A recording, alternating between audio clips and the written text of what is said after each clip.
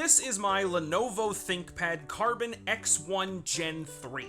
It might not be the newest model of laptop, first releasing around 2015, but it has a simple yet powerful secret that makes it completely viable for modern day laptop use cases, so long as you're willing to sacrifice a little bit of performance. Welcome back everybody to today's episode of My Mental Breakdown, and I have no idea if this microphone actually sounds good or not. I guess we'll see in the final product. Today we're going to be talking about just one of the 3 devices that I use every day. Those devices being this laptop, this phone, and this desktop. All 3 of them have got something special going on under the hood, but like I said today, we're going to be focusing mostly on the laptop. Yeah, I'm going to spoil the surprise a little bit. The secret to this thing is just it runs Linux. Yeah, I guess it's just every Linux user's destiny to buy a ThinkPad and run Linux on it, huh? But I promise you there's actually a little bit more to this story than what I just said. Like I said, it's not the newest. It's got an Intel i7 5600U. It's got a 2440 by 1440p display, 8 gigabytes of soldered RAM, meaning I can't upgrade that in the future, which is a little disappointing, but you know, whatever. An M.2 SATA hard drive slot, not NVMe, SATA, and a general wear and tear that just screams, I bought this laptop on eBay. Which is the case. I mean, I'm not gonna front with you on that. I bought this laptop for 2 main reasons. One, at the time, I was still in college and I needed something to take notes on. Oops, sorry, Yoshi. But I also wanted to use this thing to experiment with different types of Linux distros. Because listen, I need something that's relatively stable. That's why this machine over here runs Fedora. I can't be distro hopping every day, and I can't be experimenting with different types of packages because what if something goes wrong? As much as I like tinkering with Linux, it's not exactly fun when I'm just trying to get some work done, you know what I mean? So that's where this guy comes in. This laptop lets me experiment with all manner of Linux distros, and as you'll come to find out, it's mostly just Arch-based distros. So when I bought this laptop, it actually had a really funny problem with it, in that the motherboard was BIOS locked. This is the original motherboard that came with this laptop, and yeah, I couldn't use it. My assumption is that this laptop was originally used for like an office building, and they just had a fuck ton of these that they're trying to get rid of because they upgraded or something. And when I bought it, it said in the description that the motherboard was going to be BIOS locked, but I didn't read that because I'm an idiot. So I tried all number of tricks to get it to work again. I tried the tweezers trick, I tried getting into a USB installer of Linux, and I was able to do that just fine, but the problem was I couldn't, like, change anything in the BIOS, you know what I mean? So I just kind of gave up after a while and decided, screw it. I'm just gonna buy a used motherboard for this exact model and just do a quick swap.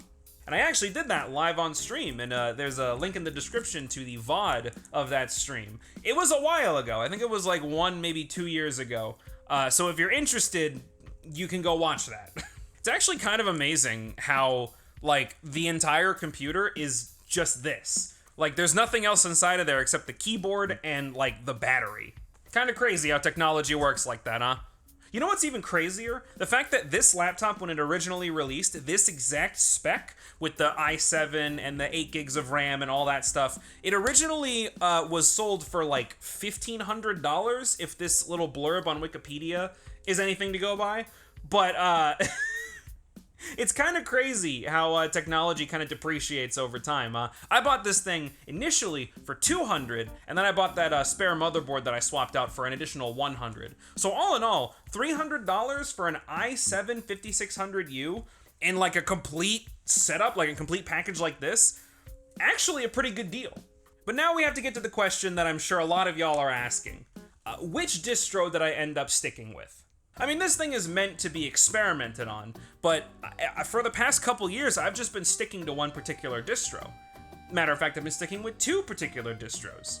When I first got this thing, I was saying that I wanted to use Endeavor OS, because I had done some research on Arch-based distros, and I had come to the conclusion that it was either going to be Manjaro or Endeavor OS. But I had heard some weird things going on with Manjaro. I had heard the weird way that they're managing it and like how all the bullshit that's been going on with it. And I thought, I'm just going to stick with Endeavor. That's more of like a vanilla Arch experience that's still sort of curated to be, I don't know, usable to a normal person, right? So I installed it and started working with it, and I fucking hated it.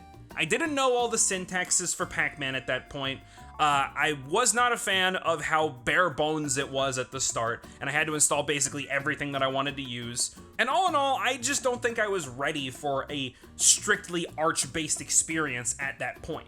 So after flip-flopping between a couple different distros like Fedora or Linux Mint and a couple others, I eventually settled on Manjaro. And that was the distro that got me through the first few weeks of my last semester of college. And honestly, I don't think it was that bad. Manjaro was pretty fine. I was able to use some AUR packages. I was able to experiment and change things. I did end up going with the GNOME version of Manjaro when I first started using it. Yeah, I still am not the biggest fan of GNOME.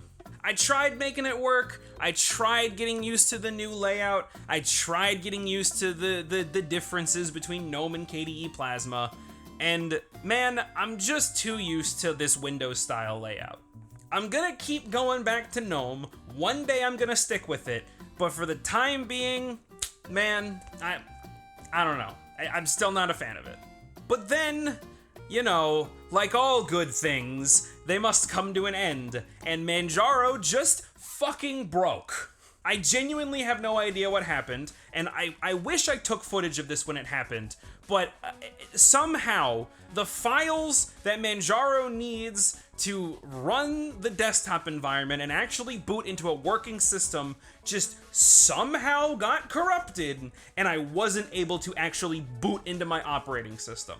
No data was lost. I just couldn't boot the thing. And this all happened like minutes before my class started. So I was not in the best of moods. But I got through the class, got home, and I thought to myself, fuck, I'm gonna have to fix this somehow. I don't know how I'm gonna fix it. So I went to my dad, who at that point had been using Manjaro for like, I don't know, 4 or 5 months before me. I explained to him the situation, I explained to him what happened, and he's like, yeah, bro, you're just gonna have to reinstall. I was fucking mad. Because two things, I didn't have any backups of the data and the notes that I needed for my classes, and if I reinstalled my system, I would lose all of those notes, and I kinda need those. But eventually, we had a brilliant idea. More realistically, my dad had a brilliant idea. Get an EndeavourOS live image, boot onto it on the laptop, then mount the file system of Manjaro in the live system, copy the notes over, and then install EndeavourOS. Because those were the files that I needed, right? Everything else I'm willing to lose. I just need my fucking notes. So that's exactly what I did. I got in, I copied my notes over, and I reinstalled. And I've been running EndeavourOS since then. So after that entire journey of installing different distros, having one of them break, and then reinstalling to another one, how is actually using the computer? Honestly, it's been pretty fine, you know? At this point, I'm used to Linux and how it works, so transitioning over to something more advanced like Arch wasn't too bad, but it still took some time. Like I said, I had to relearn all the syntax for the package manager. I had to get used to the fact that Endeavour was extremely bare bones, and I basically had to build the thing myself, but I mean, like, that's kind of the whole point of Arch-based distros anyway, so wasn't exactly complaining. But after spending the time getting it set up, getting it riced, getting everything exactly like I want, it's been pretty good. I'm able to write scripts, I'm able to browse the internet, I'm able to play certain games. Like, I'm not able to play like God of War 2018. This thing doesn't have a dedicated GPU in it. So demanding games, probably not gonna work. But emulators, light games like Slay the Spire or Shovel Knight, totally fine. And this thing's got a touchscreen on it. So games like that, like Slay the Spire, work beautifully on this system. I only have a couple of major downsides with this system. The main one being that the battery life kinda sucks. But it's still the same battery back from like 2018, so the health of this thing probably isn't the best. Actually, hold on. I can see what the health of my battery is. It's at 70% right now, battery health 89%. So if it's at like 89%, it's actually pretty good. But if I'm watching like YouTube videos, I'm able to get like maybe 3 or 4 hours out of this thing. It's not great. One of these days, I'm gonna end up replacing this laptop with one of those gorgeous framework 16-inch laptops, because good lord, I want to have like a dedicated editing laptop that I can take with me and get some video editing done and get some video work done. But for the time being, having a laptop again, honestly, after, oh god, how long was it? I think it was like 7 years where I was just desktop only and I never had a laptop. But now that I'm back in this life, I don't know, it's nice. It's nice to have a laptop that I can just take with me to another place and just do whatever I need to on that. But the main reason I'm making this video is because I think this is the perfect way to experience Linux for the first time. Because think about it, if you get an old laptop, it's not exactly something you're worried about. Like, if you spend $1,600 on a laptop, you don't really want to fuck with it too much because you just put so much money into it. But if you put a couple $100 into some piece of shit, like whatever, on eBay, yeah, you can kind of do whatever you want with it because it was so cheap, relatively speaking anyway. You'll also be reducing e-waste and revitalizing old systems. And honestly, I think that's super worth it. So if you're someone in my audience who has never used Linux before but are kind of on the fence about it and want to try it out, highly recommend getting an old laptop off of the internet or around like local places. Maybe you got like a Free Geek near you or some equivalent, maybe like a Goodwill, something. I don't know where you live, I don't know what you got around you, but find an old laptop, install Linux on it, and just try it out. You'd be able to see if this new ecosystem is right for you. You'd be able to experiment with things and see if all your stuff that you want works. You'll be able to learn something new, and you'll be reducing e-waste and recycling old hardware. And honestly, in this day and age where e-waste is a genuine, like, real concern that we all kind of have to worry about right now, I think this is worth it. I think revitalizing old hardware is, like, the way to go. So yeah, that's pretty much all I wanted to say about it. I actually have, like, the least amount of things I want to say out of these 3 devices I was talking about. So this is why we're doing the laptop first. I have way more to say about this phone and this desktop, but those will come in due time. So I get subscribed so that you don't miss the videos I make on these 2 things. Yeah, okay. And at the end of this video, I guess the last thing I have to ask is, what do you think? Have you ever thought about using Linux? Have you ever thought about getting an old laptop and just trying out whatever you want on it? But more likely, if you're already a Linux user, you probably already got a ThinkPad, so what have you got running on it? What do you use it for, you know? I want to get some more discussion going on in the comments section. Maybe help people transition into Linux if they're on the fence about it. Because that's the whole point, right? I'm trying to make this less scary to people. It's been a little bit, but I want to go ahead and I want to thank my patrons, or the executive lads who give me money still, even though I haven't uploaded in fucking months. I'm sorry about that. A lot's been going on in the background, and a lot is continuing to happen in the background, and I'm just very thankful that all of y'all, and the patrons especially, have been so patient with me in my basically radio silence. I want to get back into making videos. I want to actually, like, do things, but in order to do that, I need to actually value my own time and value myself. So, it's kind of what I've been trying to work on.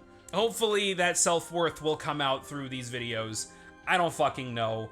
I'm just kind of doing whatever, and I'm hoping that something sticks.